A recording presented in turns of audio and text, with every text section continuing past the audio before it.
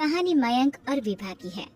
मयंक एक अच्छी नौकरी करता था, लेकिन विभा की जाति का ना होने के कारण विभा के माता पिता शादी के लिए नहीं मानते हैं।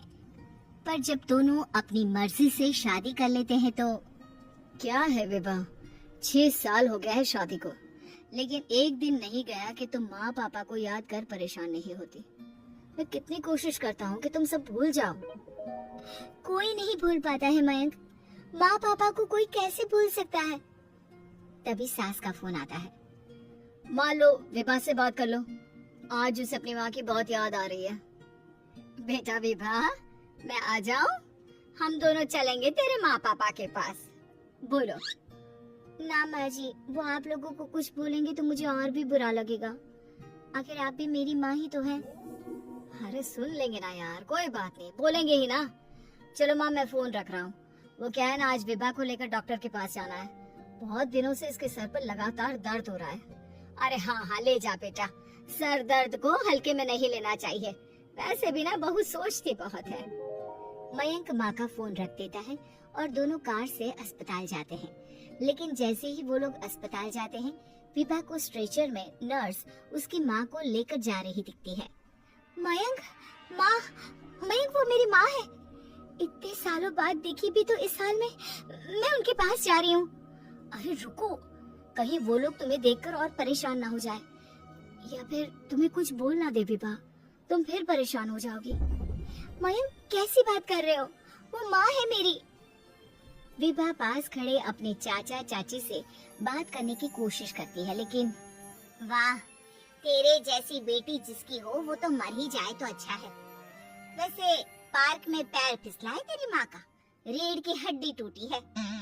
रिद्धि को चाची की बात का बिल्कुल बुरा नहीं लगता। शायद वो सुन ही नहीं रही थी कि चाची क्या कह रही थी। वो सीधे माँ के कमरे में जाती है। कौन है आप? ये मेरी माँ है, मेरा नाम रिद्धि। रिद्धि नाम है ना आपका? दर्द में भी ये आपका ही नाम ले रही थी। हाँ, ये सुनते ही रिद्धि का कलेजा मुंह में आ जाता है।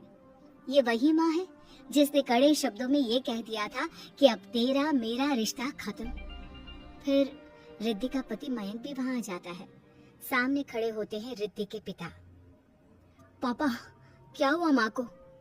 वो पार्क में गिर पड़ी, रीढ़ की हड्डी में चोट आई है। रिद्धि पिता की तरफ देखती है, लेकिन पिता मुंह फेर लेते हैं। पता है मयंक, माँ दर्द में मेरा नाम ले रही थी। मेरी माँ मुझे याद कर रही थी मयंक। मैं माँ को कुछ नहीं होने दूंगी, देख लेना। हाँ रिद्धि, हम मिलकर माँ का ख्याल रखेंगे, उन्हें फिर से खड़ा कर देंगे। लेकिन भैया कहाँ है? रिद्धि पिता के सामने जाकर खड़ी हो जाती है।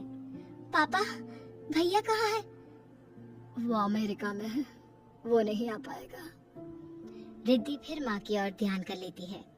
उस पूरी रात रिद्धि माँ को देखती खड़ी रहती है। पिता मन ही मन सोचते हैं, जब इतना ही प्यार था तो क्यों चली गई किसी एक अजनबी के लिए हम सभी को छोड़कर। तभी डॉक्टर बाहर आते हैं। आपकी वाइफ को होश आ गया है, क्या मैं उनसे मिल सकता हूँ? जी नहीं, वो बार बार अपनी बेटी का नाम ले रही है। रिद्धि बेटा, तुम अंदर चली जाओ। माँ रिद्धि को देखकर रोने लगती है। बेटा, माँ के गले लग जा। मैंने तो सोचा था तेरा चेहरा देखे बिना ही मर जाऊंगी। ऐसे कैसे? भला मैं अपनी माँ को कुछ कैसे होने दे सकती हूँ? माँ उठने की कोशिश करती है, लेकिन वो उठ नहीं पाती। देखिए, आपकी रीढ़ की हड्डी में फ्रैक्चर है। मुझे प्यास लगी है, पानी पीना है। रुको माँ, मैं हूँ ना, मैं पिलाती हूँ पानी अपनी माँ को।